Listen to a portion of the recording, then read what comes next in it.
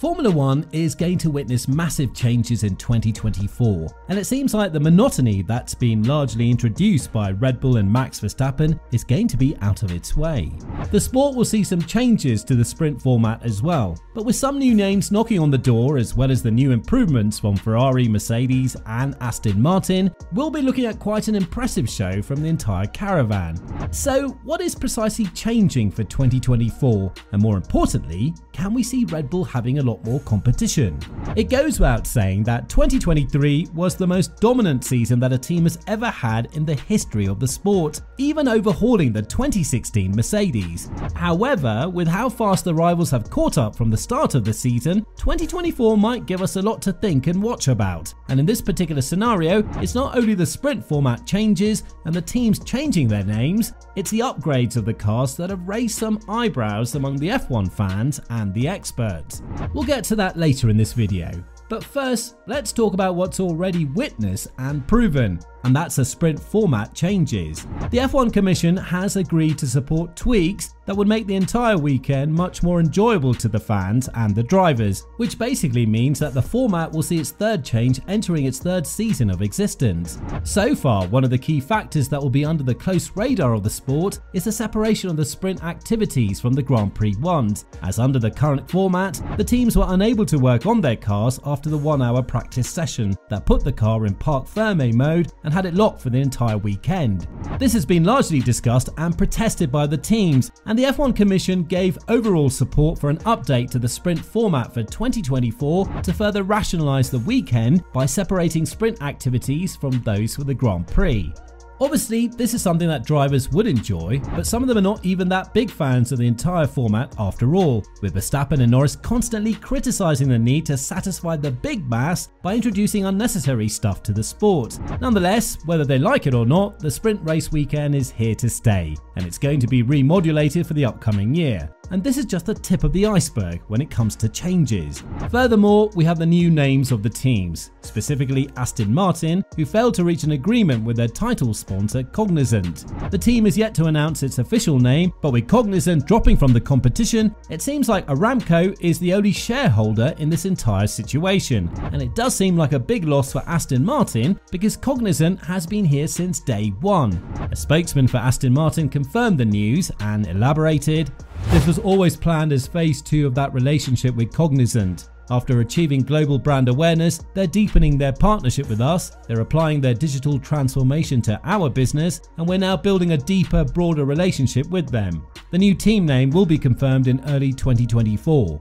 AlphaTauri is also changing its name, which is basically the latest development of events in the F1 world, as the team applied for the Racing Bulls name, which is very similar to their mother team, Red Bull.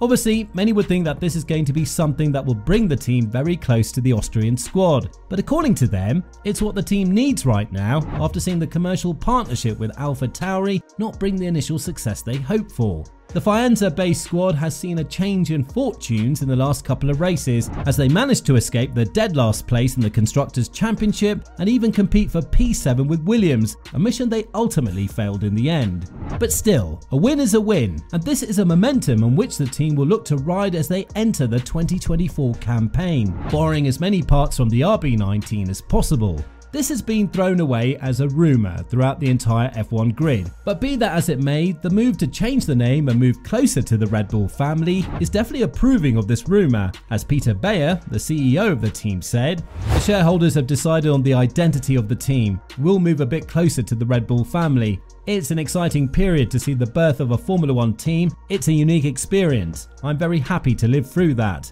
And the last team that's changing its name is Alfa Romeo, as the 6-year partnership with Sauber Motorsport has finally come to an end and has been commemorated during the last race in 2023 in Abu Dhabi. The team will change under Audi's banner in 2026, but for the next 2 years, we're going to see Sauber going on their own and trying to lure more partnerships for the brighter days that are coming from 2026 onwards. Elaborating on this matter in a further note, Alessandro Aluni Bravi, who is the main face of the team alongside Andreas Seidel, went on to say, "Commercially speaking, it's important to have a big bang in 2026, not to dilute the Audi involvement with the team. so we'll continue as Sauber based on the heritage of the group.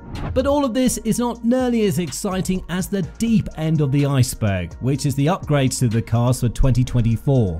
Obviously, we've seen Red Bull take sole after sole in the campaign. That's ended with a dominant 21 out of 22 wins, leaving Sainz as the sole race winner outside of the Austrian team's nest. However, with Verstappen winning 19 out of those 22, it's safe to say that this trend will be very difficult to tackle, but not impossible. Mercedes is planning to introduce upgrades that will make the W15 a brand new piece of machinery, starting from scratch and understanding everything that went wrong for the upcoming season. This is something that's been discussed by Toto Wolff, and when talking about it, he went on to say, "I've never felt optimistic about anything in my life. That makes it sound miserable, but it has protected me about managing my expectations and pushing harder, because I think it's never good enough. That's why today I sit here with a bittersweet feeling that we won P2 today but lost P1. So we're changing the concept. We're completely moving away from how we laid out the chassis, the weight distribution, the airflow. I mean literally, there's almost every component that's been changed, because only by doing that we have a chance. We could get it wrong also, so between not gaining what we expect to catch up, making a big step and competing at the front, everything is possible." But Mercedes does have some serious competition in 2024 regarding this matter, and that is the ever-rising team of McLaren and Aston Martin, as well as Ferrari. The Maranello team is eager to start the 2024 season with a brand new project on its way, as both Leclerc and Sainz have extended their contracts beyond 2024 and have expressed a massive wish to enter the upcoming campaign. Furthermore, McLaren said that they're going to work on a lot more than just the aerodynamics of the car, because in order for them to catch up with Red Bull, this is exactly what they need. When talking about this matter, Andrea Stella, the team principal of the Woking-based squad, went on to say, "We have set some targets, let's say, but I can't say in which area and how. But what I can say is that it's not only aero, it's a combination of both aero and mechanical. I can't say much more than that." And the last topic that 2024 needs to answer is the seat of Logan Sargeant, who, although very likely to keep his seat, has received massive competition from one of the F2 Championship contenders, Federic Vesti. The Mercedes protege has been nothing but phenomenal last year, taking the battle up to the last race to Théo Pourchaire, and just because he failed to win the championship doesn't mean he didn't impress enough to enter the sport. After all, Sargeant entered Williams with a much less impressive season. Now that the pressure has piled up on the American driver, who scored one sole point compared to 27 of Albon and Williams, we might as well see a driver change in the middle of the season if Sargeant starts everything on the back foot. So with this in mind, which changes do you think are the most attractive ones that you're looking forward to? Let us know in the comments down below.